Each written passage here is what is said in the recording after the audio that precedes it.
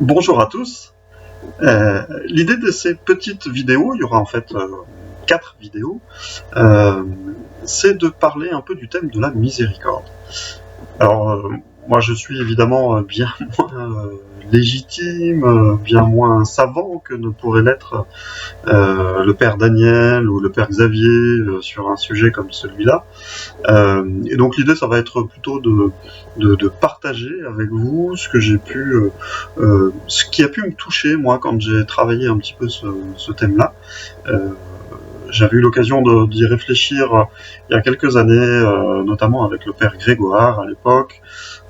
C'était pendant l'année de la miséricorde, proposée par le pape François, où nous avions eu l'occasion de préparer quelques interventions sur ce thème-là, que ce soit au sein de l'aumônerie sur Sartrouville, ou pour une petite formation au niveau du diocèse. Voilà, alors ce thème de la miséricorde, si on reprend l'étymologie du mot, on y retrouve corps, qui veut dire cœur, et misérie, qui veut dire misère, malheur, pauvreté. Et donc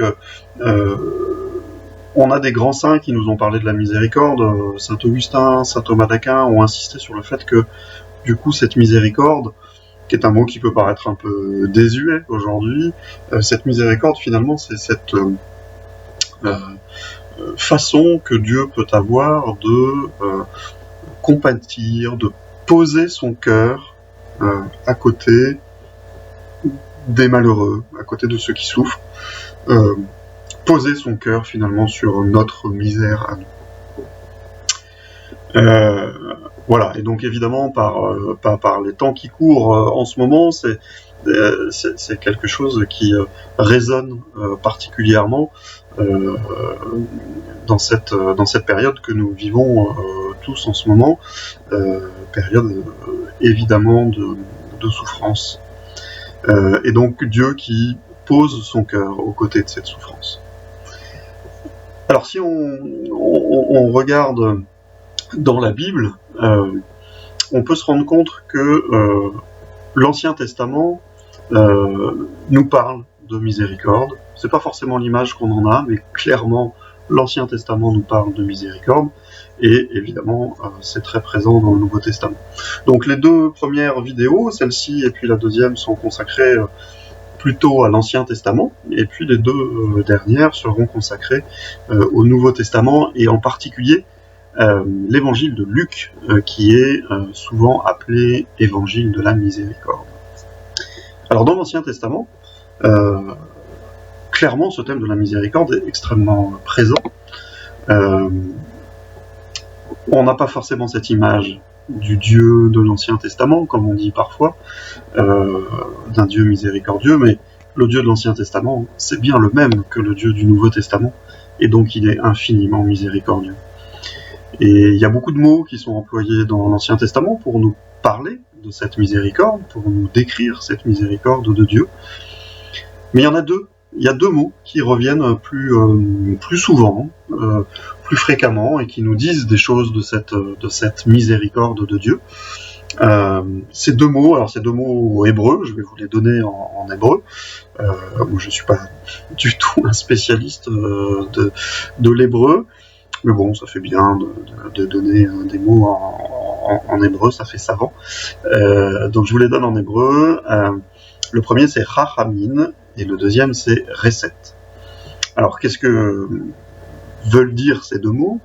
Donc le premier, Rachamin, c'est un mot finalement qui nous parle de la compassion, de la tendresse, de l'amour compassionnel que Dieu a pour son peuple. Mais il en parle... en fait, ce mot, il a la même racine que le mot qui désigne le sein maternel.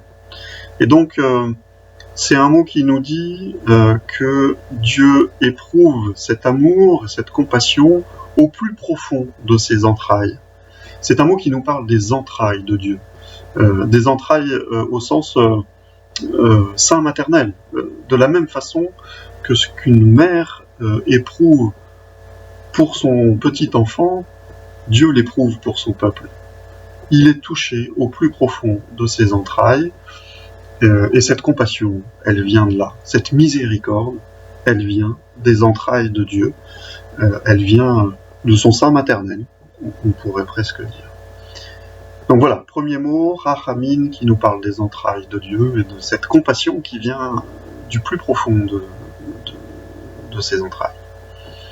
Le deuxième mot, Reset, c'est un mot qui là aussi veut dire amour, bienveillance, compassion, mais avec deux aspects un petit peu différents que ce qu'on vient de dire. Le premier aspect, c'est que cette miséricorde, cet amour de Dieu pour son peuple, elle s'inscrit dans la durée.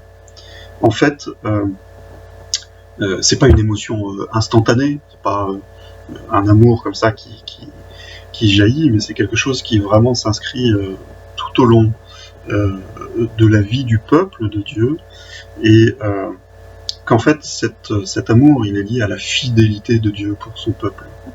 Dieu a une fidélité absolue pour son peuple, la fidélité de l'amour de Dieu, la fidélité de cette alliance qu'il a passée avec son peuple, et vraiment cette fidélité est vraiment présente dans tout l'Ancien Testament, et cette miséricorde, elle vient de cette fidélité. En tout cas, on peut dire qu'il y a un lien étroit, grâce à ce mot « reset », il y a un lien étroit entre la miséricorde et la fidélité. On peut peut-être dire que la fidélité est alimentée par la miséricorde et que la miséricorde est alimentée par la fidélité, dans les deux sens. Mais en tout cas, il y a un lien très fort entre les deux, et clairement, cette miséricorde de Dieu vient de sa fidélité. Le deuxième aspect qu'on trouve dans le mot « reset », c'est que finalement, le peuple ne mérite pas cette miséricorde. Cette miséricorde est une grâce que Dieu nous fait, est un don gratuit que Dieu fait à son peuple, et donc qu'il nous fait à nous encore aujourd'hui.